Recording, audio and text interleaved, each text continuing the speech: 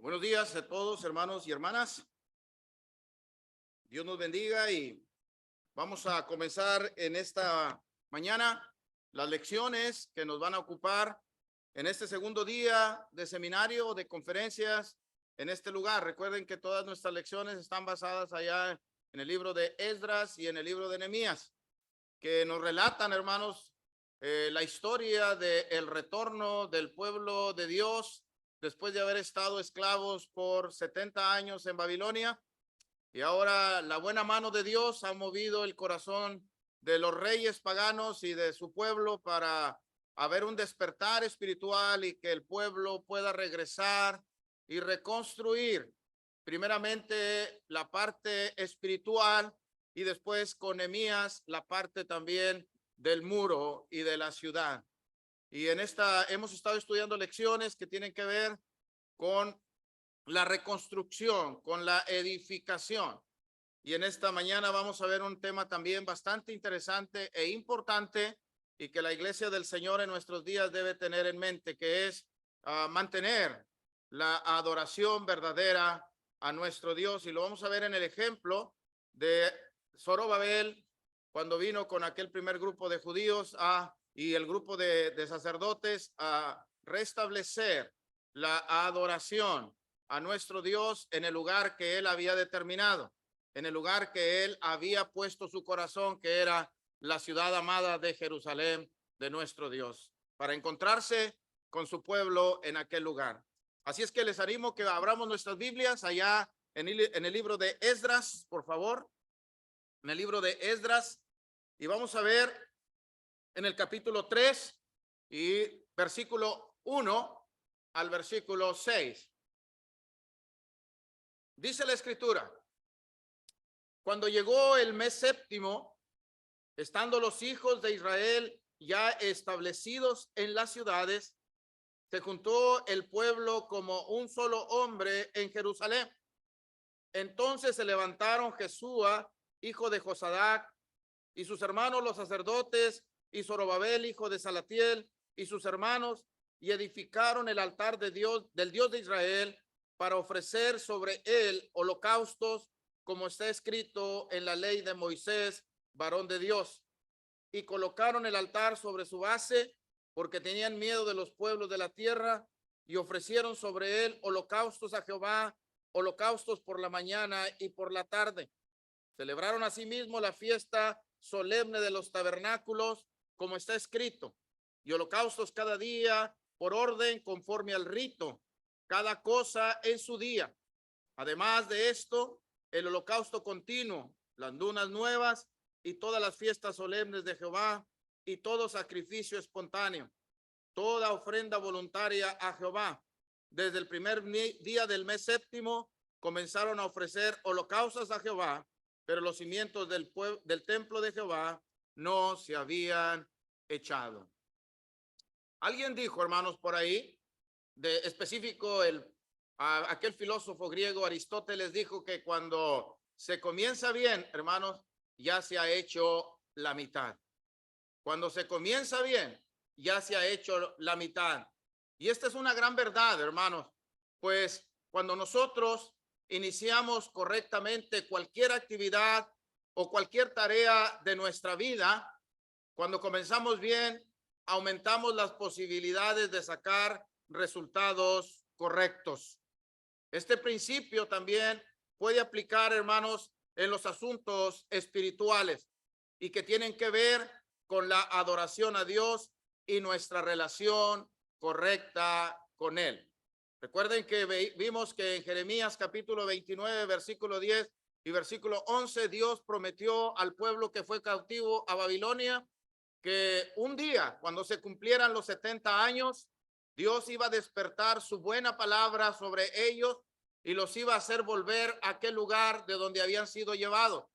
Dios dice en el capítulo 29, verso 11, cuáles eran sus intenciones y sus propósitos. Dice, porque yo sé los pensamientos que tengo respecto a vosotros, que son pensamientos de paz y no de mal, para darles un futuro y una esperanza. Dios ha iniciado ese despertar de su palabra. Usted ve el capítulo 1, en el versículo 1 dice de Esdras, en el primer año de Ciro, rey de Persia, para que se cumpliese la palabra de Jehová por boca de Jeremías, despertó Jehová el espíritu de Ciro, rey de Persia, el cual hizo pregonar de palabra y también por escrito por todo el reino, diciendo, es decir, el pueblo que fue traído esclavo, ahora puede regresar, ahora puede volver a Jerusalén para que se cumpliese lo que Dios había dicho por boca del profeta Jeremías. Luego en el versículo 5 dice, entonces se levantaron los jefes de las casas paternas de Judá y de Benjamín y los sacerdotes y los levitas, todos aquellos cuyo espíritu despertó Dios para subir a edificar la casa de Jehová, la cual está en Jerusalén. Entonces, cuando nosotros vemos esto, hermanos, es la soberanía de Dios, la providencia divina, moviendo el corazón de un rey pagano que tal vez ni creía en Dios. Porque fíjense, hermanos, que cuando Daniel profetizó acerca del establecimiento del reino de Dios, Daniel, antes de que el reino fuera establecido, Daniel habla de que habría unos reinos que estarían antes del reino de Cristo. Y ustedes ya lo saben, primero vino Babilonia, después los medos persas conquistaron a Babilonia, luego los griegos fueron conquistaron a Media y a Persia, y luego se estableció el imperio romano. Y Dios, hermanos, en su sabiduría, se dio cuenta que cada reino iba a contribuir con algo, hermano, iba a contribuir con algo, iban a dejar un legado y hasta que el reino de Cristo viniera a ser establecido. ¿Cómo conquistaban los babilonios? Bueno, los babilonios, cuando hacían la guerra a otro pueblo, traían a toda la gente importante del pueblo conquistado y lo llevaban a Jerusalén y lo conquistaban a través de absorberlos en la cultura y en la forma de vivir de ellos. Los medos persas, el legado que dejaron, hermanos, es que los medos persas enseñaban a los pueblos que conquistaban a ser cumplidores de la ley, a ser cumplidores de la ley. El reino griego a los pueblos conquistados los dominaba a través de la cultura, a través del idioma. Y cuando nosotros vemos aquí el retorno del primer grupo a Jerusalén, nos damos cuenta que ya Media y Persia han conquistado al reino caldeo, al reino babilónico. Y ahora, en sus principios de que los pueblos aprendan a respetar las leyes, Ciro es movido por Dios, despierta el espíritu de Ciro para que pueda permitir que los judíos vuelvan a Jerusalén. Y una de las encomiendas que se le da a Esdras cuando él vuelve, le dice Ciro, enséñales, ve y que cumplan la ley de tu Dios, y al que no sepa la ley de tu Dios, tú les enseñarás la ley para que aprendan a cumplir la ley de su Dios. Entonces vemos pues, hermanos, que cada reino tuvo una aportación, y ahora los medos persas están permitiendo que el pueblo de Israel vuelva otra vez a Jerusalén a cumplir la ley de Dios. Y una de las primeras cosas que hacen al mando de Zorobabel y de aquel grupo de sacerdotes es establecer el altar donde ellos iban a restituir, donde ellos iban a restablecer la adoración a Dios. Porque allá en Babilonia, hermanos, ellos no lo podían hacer y además ellos sabían que no podrían hacerlo allá. Y la condición de los judíos, hermanos, allá esclavos en Babilonia, una de las cosas que les atormentaban y los entristecían es no poder adorar a Dios de la manera que Dios estableció en la ley que le proveyó a Moisés y en el lugar donde Dios había indicado que se le habría de adorar para encontrarse con su pueblo y ser adorado por su pueblo y Dios bendecir a su pueblo. Mire, cuando nosotros vamos allá al Salmo 137, hermanos, vamos a ver cuál era la condición anímica del pueblo en la esclavitud. Salmo número 137. Este salmo habla acerca de la condición anímica, hermano, de la condición espiritual, del desaliento, de la tristeza que embargaba al pueblo esclavo en Babilonia que no podía tener un encuentro con su Dios para adorarle conforme a lo establecido por él y en el lugar donde él había decidido encontrarse con su pueblo. Mire el Salmo 137, versículo 1 al versículo 6. El versículo 4. Junto a los ríos de Babilonia, ahí nos sentábamos. Junto a los ríos de Babilonia, ahí nos sentábamos. Y aún llorábamos, acordándonos de Sión. Sobre los sauces en medio de ella colgábamos nuestras arpas. Y los que nos habían llevado cautivos nos pedían que cantásemos. Y los que nos habían desolado nos pedían alegría, diciendo: cantadnos algunas de los cánticos de Sión. ¿Cómo cantaremos cántico a Jehová en tierra ajena? Si me olvidare de ti, oh Jerusalén, que pierda mi diestra su destreza, mi lengua que se apague a mi paladar, si de ti no me acordare, sino en el taciere a Jerusalén como preferente asunto de mi alegría. Esa es la condición de tristeza, de angustia, de desesperación de los que estaban cautivos en Babilonia por no poder encontrarse con tu Dios para ofrecerle a él la adoración que ellos sabían que tenían que ofrecer. Además era la adoración que Dios había establecido que se le habría de adorar. Y además en el lugar donde el pueblo debería encontrarse con su Dios y que ellos anhelaban, ellos deseaban, ellos querían encontrarse con su Dios. El salmista David también, hermanos, en su salmo habla de la necesidad de Dios. Habla de la necesidad de un hombre que tiene, que quiere encontrarse con su Dios. Como el siervo clama por las corrientes de las aguas, así clama por ti, oh Dios, el alma mía. ¿Cuándo? ¿Cuándo me vendré y me presentaré delante de ti? Esa es la necesidad del hombre, porque fuimos creados para adorar, hermano. Dios nos creó para adorarle a él. Fuimos creados, hermanos, para estar delante de la presencia de Dios, de ser embestidos de la gloria y de la grandeza de nuestro Dios. Por eso cuando nosotros perdemos el enfoque y dejamos de adorar a Dios, hemos de buscar algo que adorar. Y terminamos, hermanos, adorando lo que no es Dios y haciendo cosas las cuales Dios no ha ordenado y en lugares donde Dios no ha decidido que así sea. La escritura dice, hermanos, allá en Efesios en el capítulo 3, donde es que Dios quiere ser adorado. Efesios capítulo 3, y vamos a ver el versículo, ahorita se los digo, hermano. Efesios capítulo 3, y en el versículo 21. ¿Dónde es que Dios ha decidido ser adorado? Dice el capítulo 3, versículo 21 de Efesios. A él sea la gloria en la iglesia en Cristo Jesús por todas las edades y por los siglos de los siglos. Amén.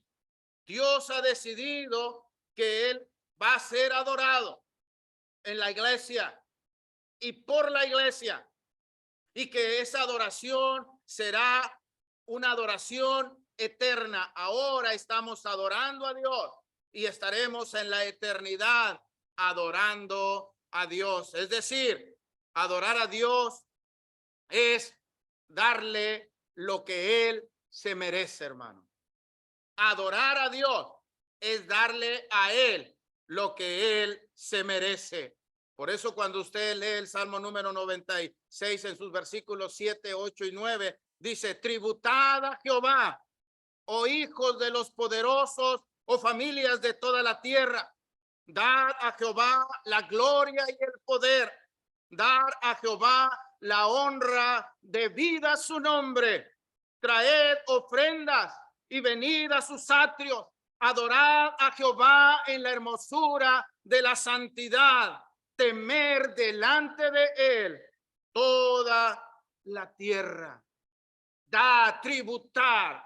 Y este es hermano, esta palabra tributar es una palabra que se utiliza en la economía, en la contabilidad de recursos económicos. Y tributar es cuando usted paga sus impuestos al IRS, cuando usted declara sus impuestos, porque de eso que usted trabaja es lo que le corresponde al gobierno y usted los tiene que dar. Y si usted no da no declara esos impuestos, usted se va a meter en un gran problema con el IRS. Le van a embargar todos sus bienes y va a tener muchas consecuencias jurídicas porque usted no le dio al gobierno lo que al gobierno le correspondía y que usted sabe que le tiene que dar. Cuando nosotros, hermanos, se trata de adorar, Dios reclama para él la honra, la gloria y el poder. Y nosotros tenemos que dárselo a Dios. Y además no solamente dárselo, sino prepararnos para darle a Dios nuestra adoración. Ese salmo nos enseña varias cosas, hermanos. Número uno, ¿a quién se dirige nuestra adoración? Tributad a Jehová. Ese salmo nos habla también, hermanos, de lo que hemos de hacer. Es decir, debemos traer ante nuestro Dios las ofrendas que él ha establecido y que él espera que nosotros le demos. También nos enseña cómo hacer lo que vamos a hacer, adorar a Jehová en la hermosura de la santidad. Que no se nos olvide, hermano, que estamos adorando a un Dios santo, a un Dios limpio, a un Dios que está apartado de toda maldad y que para que nosotros le adoremos, Dios nos ha limpiado de nuestros pecados, Dios nos ha separado de la contaminación del mundo, Dios nos ha dado vida en Cristo para que ahora en esa condición podamos adorar al Dios vivo. También, hermanos, nos dice dónde hemos de adorar, venir delante de sus atrios. Y ya vimos en Efesios 3:21 que necesitamos estar con la iglesia, necesitamos estar en la iglesia para que Dios en la iglesia reciba la honra, la gloria, la alabanza por todos los siglos y edades, hermano. Entonces también nos enseña cómo cuando nosotros adoramos correctamente a Dios, nuestra relación con Dios es una relación correcta, hermano. Correcta.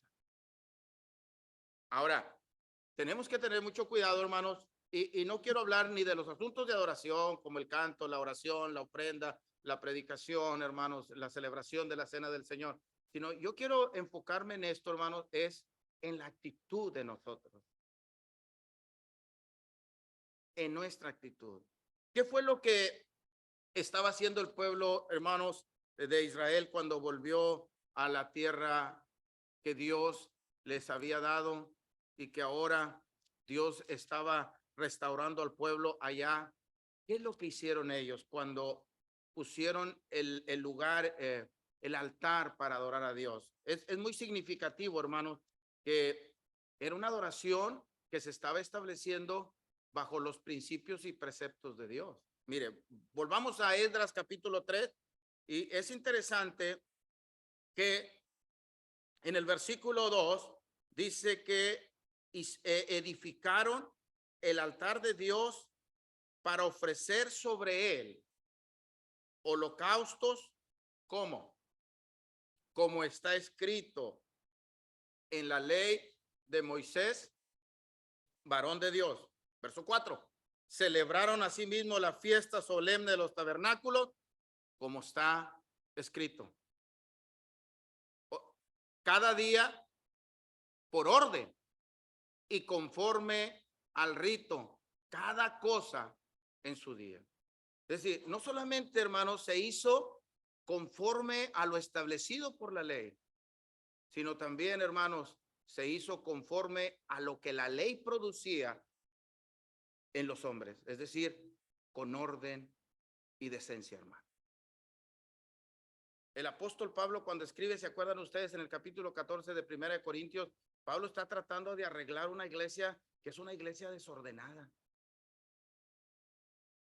Es una iglesia desordenada. Aún no están sabiendo, no están teniendo una actitud correcta hacia las riquezas que Dios les ha dado en cuanto a los dones, porque en el capítulo 1 de 1 Corintios, versículo 5, dice que ellos habían sido enriquecidos en todo y que no les había faltado ningún don. Pero aún hasta eso que Dios les había proveído, al no saber utilizarlos, hermanos, estaba yendo en contra de ellos. Por eso en el capítulo 14, el apóstol Pablo empieza a poner orden, hermano, en el uso de los dones. Y es cuando el apóstol Pablo dice, porque si todos hablan lenguas y llega un indocto, llega un visitante y ve el desorden que tienen, ¿no pensarán que están locos? Mire el riesgo que estaba corriendo la iglesia cuando se estaba reuniendo para adorar, que cuando llegara alguien, hermanos, que era un visitante o alguien que no conocía con respecto a los dones milagrosos, pero que estaban siendo mal utilizados, el concepto que iban a tener de la iglesia es que era un grupo de gente loca por el desorden que tenía. Por eso Pablo ahí mismo les dice, hagan todo con decencia y con orden. El cristiano es la persona más decente. El cristiano es la persona, hermanos, más ordenada. El cristiano es la persona que debiese ser la persona más respetuosa de las reglas establecidas en la sociedad, en la familia, pero en las reglas establecidas por nuestro Dios. Y cuando de adorar se trata, hermanos, debemos adorar a Dios con una solemnidad, con una integridad, con un orden, porque estamos adorando al Todopoderoso, porque estamos adorando al Creador del cielo y de la tierra, porque estamos adorando, hermanos, al único y verdadero Dios. En ese punto, hermano, en ese punto es donde yo me quiero quedar con ustedes. La solemnidad con que hacemos lo que hacemos para Dios y no disfrazarnos, hermano. No disfrazarnos para adorar. Y esto es importante, hermano. No disfrazarnos para adorar. Porque mire, ¿qué les parece si vamos al capítulo 7 del libro del profeta Jeremías? Vamos a ver en el pueblo de Israel que es posible, hermano, que nosotros estemos haciendo lo correcto, pero no con los motivos correctos. Entonces, lo que de Dios se hace, debemos hacer lo establecido por Él, pero con la motivación correcta. Mire, capítulo 7 del libro del profeta Jeremías. Palabra de Jehová, que vino a Jeremías diciendo, ponte a la puerta de la casa de Jehová. Note usted, si usted me está siguiendo y allá está arriba también el pasaje, medítelo, meditémoslo, dice, ponte a la casa, a la puerta de la casa de Jehová y proclama ahí esta palabra y di, oíd palabra de Jehová, toda Judá, los que entráis por las puertas para adorar a Jehová. ¿Cuál es el lugar a donde Dios manda a su profeta a darle palabra de Jehová? A la puerta del templo de Jehová. Ahí en la puerta, como si este fuera el templo, como si estuviéramos allá en el Antiguo Testamento y Jeremías lo encontráramos en la puerta y usted y yo viniéramos con todas nuestras familias y con corbata y con sombrero y con una Biblia nuevecita y bien perfumados y bien boleados de nuestros zapatos y con alegría y con gozo viniéramos a adorar a Dios. Y nos encontrara Jeremías en la puerta y nos dijera, a ustedes les tengo palabra de Jehová, a ustedes los que vienen a adorar al templo, hay un mensaje para ustedes. ¿Y cuál es el mensaje? Verso 3, así ha dicho Jehová de los ejércitos, el Dios de Israel, mejorad vuestros caminos y vuestras obras, y os haré morar en este lugar. No fíen de palabras de mentira diciendo, templo, templo de Jehová es este. Pero si mejorareis cumplidamente vuestros caminos y vuestras obras, si con verdad hiciereis justicia entre el hombre y su prójimo, y no oprimieres al extranjero, ni al huérfano y a la viuda, ni en este lugar derramares sangre inocente, ni anduvieres en pos de dioses ajenos para mal vuestro, os haré morar en este lugar, en la tierra que les di a vuestros padres para siempre. He aquí que vosotros confías en palabra de mentira, que no aprovecha, hurtando, matando, adulterando, jurando en falso e incendiando a Baal, y andando tras dioses extraños que no conocieron.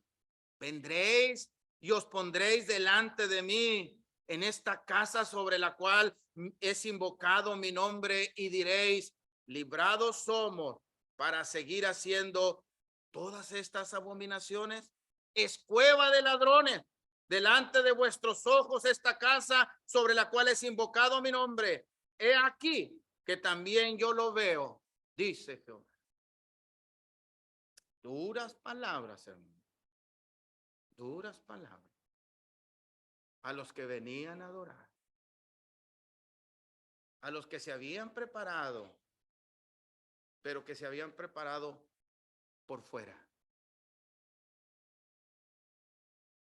nada más por fuera, y pensaban que iban a tratar de impresionar a Dios, pensaban que Dios se iba a agradar de ellos, pensaban que Dios los iba a aprobar. A ellos es a quien Jeremías les dice, mejoren sus caminos, mejoren sus obras, y no tomen este templo como un talismán, como algo de buena suerte, solamente diciendo, templo de Jehová, templo de Jehová, templo de Jehová es este, cuando ustedes convierten esto en una cueva de ladrones. Hermanos, somos el pueblo santo de Dios. Somos la iglesia que Cristo estableció y compró a precio de sangre. Somos la iglesia que tenemos la verdad de Dios. Somos la iglesia, hermanos, única y verdadera, y que tenemos la doctrina correcta.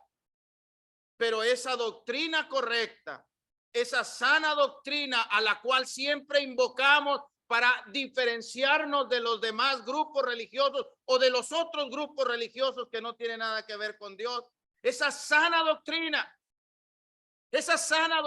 hermanos, tiene que tener un efecto en la vida de nosotros, porque si es sana doctrina, nos tiene que sanar. Si tenemos la misma doctrina, debemos ser un pueblo santo, debemos ser un pueblo sano, debemos ser un pueblo limpio, que adoremos a Dios no solamente con la letra, sino también con el espíritu de la palabra de Dios, con actitudes correctas, con un pensamiento correcto y con las intenciones correctas, hermanos. A eso me quiero enfocar. Reavivemos ese espíritu, ese fervor, esa devoción por la adoración a nuestro Dios, y no pensemos que solamente por el simple hecho de comer el pan y beber el jugo ya cumplimos. El apóstol Pablo, cuando habla acerca de la cena del Señor, hermano, él dice que, quiero verlo, hermano, vamos a verlo, porque a lo mejor usted quiere, probablemente es una información que usted ya tenga o no sea muy relevante, pero a lo mejor quizás quiero pensar que usted quiere hacer una anotación ahí. Cuando el apóstol Pablo habla acerca de la cena del Señor, él dice en el versículo 27, ya que da toda la enseñanza, ahora les va a decir cuál es la actitud que ellos deben tener en la cena del Señor. Y dice en el verso 27, de manera que cualquiera que comiere este pan y bebiere esta copa del Señor indignamente, será culpado del cuerpo y de la sangre del Señor. Y muchos de nosotros, trayendo nuestra cultura del catolicismo, los que venimos de allá, cuando cometemos un error, un pecado, cuando faltamos a Dios, nosotros mismos nos ponemos penitencia y decimos, la solución para mi pecado es, yo no voy a participar de la cena del Señor porque me siento indigno. Error. Error, completamente equivocado. Usted está pensando equivocadamente. Porque Pablo nunca dice en estos pasajes que usted se prive de participar de la cena del Señor.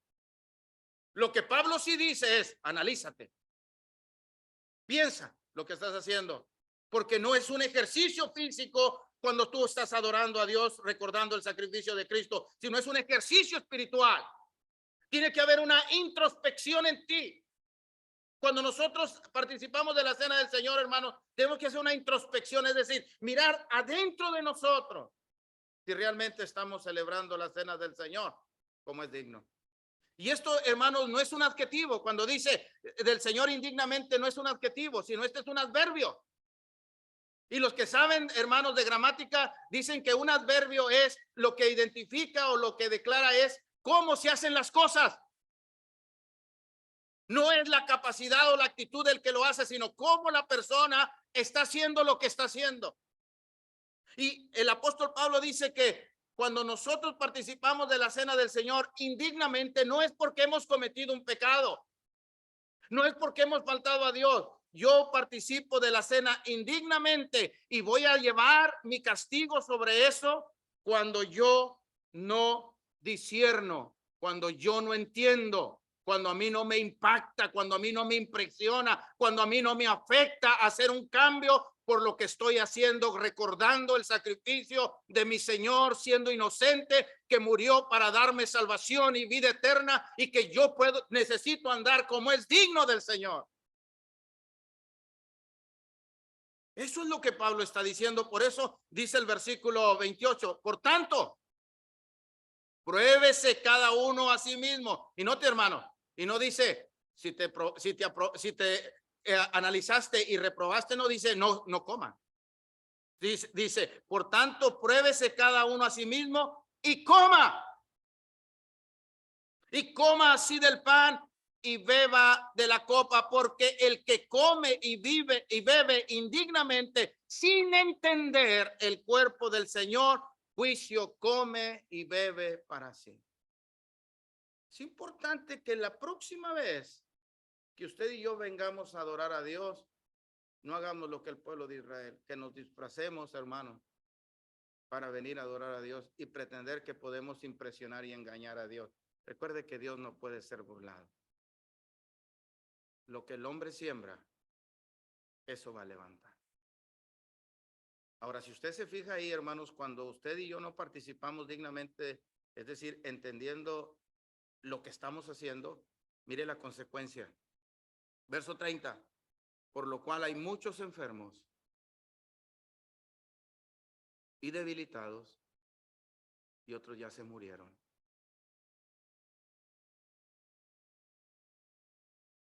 Por no participar con la inteligencia en la adoración a Dios. No solamente con lo que está escrito, sino con la actitud, hermano. La reverencia, el respeto, la devoción a nuestro Dios. Algunos se debilitan. Por eso hay muchos debilitados espiritualmente en la iglesia. No son las pruebas del mundo, hermano. No son los problemas que tenemos, que no estamos adorando a Dios correctamente.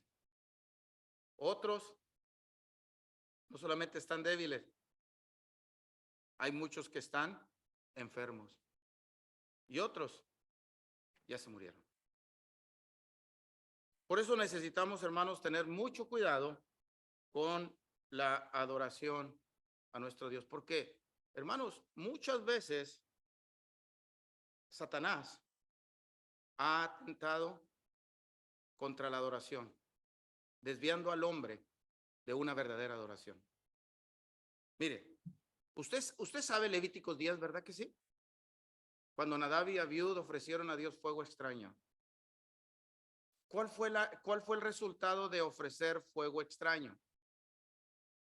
Fuego del cielo cayó y los mató a todos.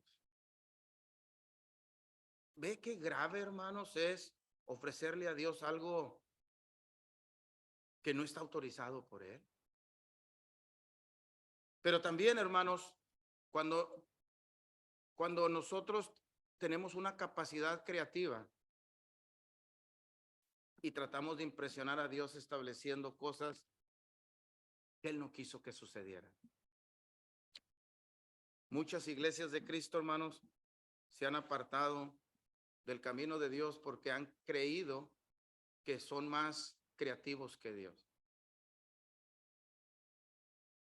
Y déjenme darle un pasaje, hermanos, allá en Jeremías capítulo 19, cómo Dios hasta cierto punto se sorprende de la capacidad creativa del hombre y que lo lleva en esa capacidad creativa cuando no se ajusta a lo establecido por Dios, lo llevan, hermanos, por caminos que no deberían de andar. Jeremías capítulo 19. Versículo 5. Y edificaron lugares altos a Baal para quemar con fuego a sus hijos en holocausto al mismo Baal. Cosas que no les mandé, cosas acerca de las cuales nada hablé, ni me vinieron al pensamiento. ¿Ve la capacidad creativa que tenemos los seres humanos, hermano? Y que cuando esa capacidad creativa se separa de la voluntad de lo establecido por Dios, empezamos a hacer cosas que Dios no ha mandado, de las cuales Dios nunca dijo nada y de las cuales Dios nunca se detuvo a pensar en hacer eso. Tenemos que tener cuidado, hermano. Tenemos que tener cuidado de que nuestra imaginación no nos saque de los límites establecidos por Dios. Pero también tenemos que tener cuidado, hermanos, que cuando Dios ha dicho, nadie se interponga en que cumplamos lo que Dios ha dicho. Y quiero poner otro ejemplo, hermano.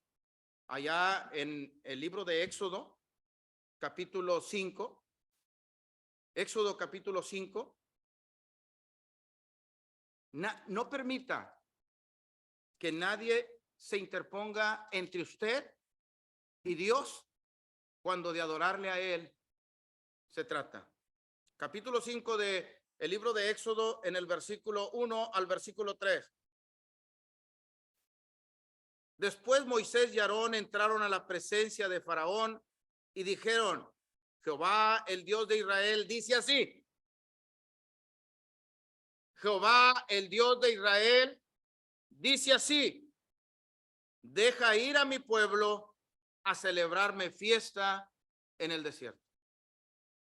Aquí Moisés y su hermano Aarón son encomendados por Dios para sacar al pueblo de la esclavitud de Egipto y le manda un mensaje a Faraón diciéndole a Faraón, así dice Jehová, deja libre a mi pueblo para que salga al desierto y me celebre fiesta. Verso 2. Y Faraón respondió, ¿quién es Jehová para que yo escuche su voz y deje ir a Israel? Yo no conozco a Jehová, ni me importa lo que diga Jehová. No sé quién es ese Dios, ni me interesa lo que ese Dios quiera. Yo no los voy a dejar ir. Y Dios, hermanos, empieza a actuar. Y Dios, hermanos, trae aquellas plagas, primeras plagas sobre el pueblo de Egipto. Sin embargo, Moisés, a Faraón se le endurece el corazón porque en las primeras plagas sus encantadores, sus adivinos pudieron hacer exactamente lo mismo. Pero cuando viene la tercera plaga, hermanos, ya los encantadores y adivinos de Egipto ya no pudieron contrarrestar. Y entonces Faraón manda llamar a Moisés cuando ve que su pueblo está sufriendo. Y en el capítulo 8, versículo 25, dice, entonces Faraón llamó a Moisés y a Aarón y les dijo, andad. No, que no, chiquito. Andad y ofrecer sacrificios a vuestro Dios en la tierra. Parece que Faraón, hermanos, se le ablandó el corazón, se le doblegó el corazón y parece que está de acuerdo en hacer la voluntad de Dios, pero él quiere que se haga a medias. Les va a permitir ofrecer sacrificios al pueblo hebreo, pero no donde Dios dijo, sino celébrenlo aquí, no tienen que ir al desierto. No tienen que molestarse, no vayan tan allá, ¿qué tienen que caminar? A lo mejor van a la incomodidad. Quédense aquí en Egipto y desde aquí adoren a su Dios. Es tentador. No vayas a la reunión. Todavía los hermanos están pasando por Zoom la adoración. No tienes que ir hasta allá. Y mira, piensa lógico, te conviene. Porque no vas a tenerte que levantar temprano. Si le quieres, le pones ahí al Zoom, le pones un protector de pantalla o solamente que salga tu nombre ahí. Tú puedes andar en pijamas y en pantuflas. Y puedes levantarte y ir por un café, nada más súbele al volumen y vas por tu café y unas galletitas y mira qué rico estás adorando. No vas a tener que gastar gasolina y te vas a privar de ver a la hermana Panchita que tan mal te cae. Y ese predicador gritón, ya cuando te aburra, bájale el volumen. No tienes que mortificarte. Es lo que Faraón le está ofreciendo a Moisés y Aarón. Háganlo, pero aquí. Pero Moisés y Aarón saben qué es lo que Dios dijo. Y dice el versículo 26. Moisés respondió, no es conveniente que hagamos así. Esto no nos conviene. Esto no nos conviene. ¿Por qué no nos conviene? Porque ofreceríamos a Jehová nuestro Dios la abominación de los egipcios. El simple hecho de estar mezclados, el simple hecho de tener una identidad y una identificación con el pueblo egipcio, eso nos puede distraer y estaremos, a lo mejor vamos a aprender de cómo los egipcios adoran a todos sus dioses y que vamos a ser tentados a adorar a Dios de esa manera, porque al final estamos adorando a Dios. Y hermanos, a veces nosotros aprendemos de los grupos religiosos la manera de adorar a Dios y dejamos de adorar a Dios como así dijo Jehová. Somos únicos, hermano. Somos únicos. Y no tenemos que copiarle a nadie nada. Es cuestión de abrir el libro santo de Dios y ver qué es lo que Dios ha dicho para hacer conforme lo que Dios ha dicho. Muy bien. Dice, así que aquí, si sacrificamos la abominación de los egipcios delante de ellos, ¿no nos van a apedrear? O sea, hasta la amenaza es de que estos egipcios van a decir, nos están copiando, acaba con ellos porque nos quieren ganar. No estamos compitiendo con las denominaciones, hermanos, ni tenemos nada que envidiarles a las denominaciones.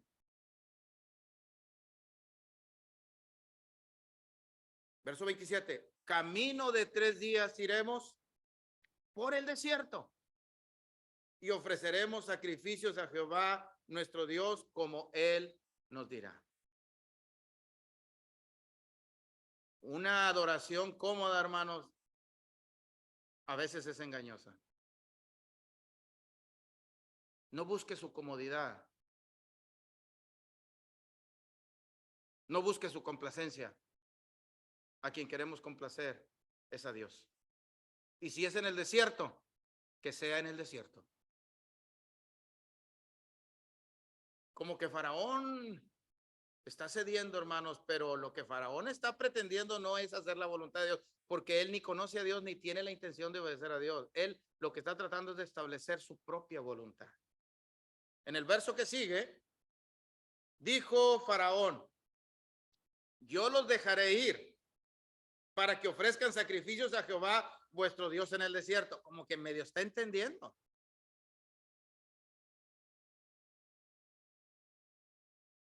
Con tal de que no vayáis más lejos, oren por mí. Mire cómo se disfraza la mentira, hermano. Ve, por eso el apóstol Pablo, cuando escribe a los hermanos en Éfeso, en el capítulo 4 y en el versículo 14, 15 y 16, dice, para que, sino que siguiendo la verdad en amor, crezcamos en todo aquel que es la cabeza, esto es Cristo, de quien todo el cuerpo bien concertado y unido entre sí, por todas las coyunturas que se ayudan mutuamente, va recibiendo su crecimiento para ir edificándose en amor. Porque Pablo quiere que ya no seamos niños, que somos llevados por doquier, por todo viento de doctrina, por estratagemas de hombres que para engañar emplean con astucia las artimañas del error, es decir, los planes perversos. Hay hombres.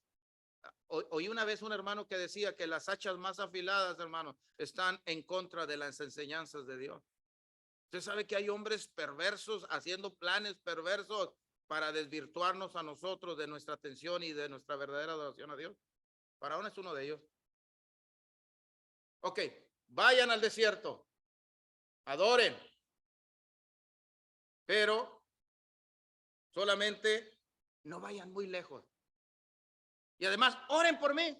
Oh, Moisés, bravo, Moisés, miraron, qué bien nos fue. Faraón nos está dando permiso. No tenemos que ir hasta el desierto, nada más hasta cierto lugar, donde yo tenga control, dijo Faraón. Es como mi abuelita o su abuelito o su tío cuando llegan a casa y es tiempo de adoración. No vayas, hija, siempre vas. Podemos quedarnos aquí en casa y es más, te acompaño. Ya acabé, hermano. Último, hermano, porque ya me dijeron que le corte.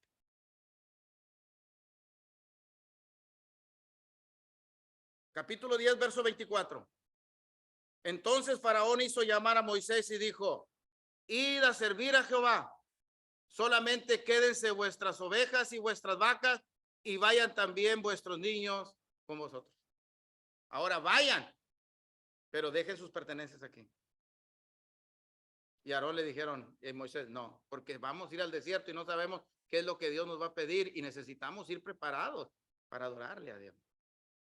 Hermanos, ¿en qué estamos invirtiendo nuestros recursos económicos?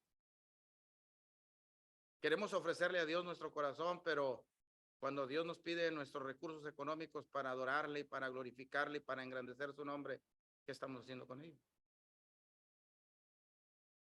Entonces, tengamos mucho cuidado, hermanos, de no perder el enfoque en la adoración a Dios y adorar a Dios no solamente en espíritu y en verdad, sino que nuestro Dios es espíritu y nuestra adoración a Dios debe ser una adoración espiritual, que honre y glorifique el nombre de Dios. Así es que la próxima vez que usted se duerma en la adoración, tenga mucho cuidado. Dios les bendiga, hermano.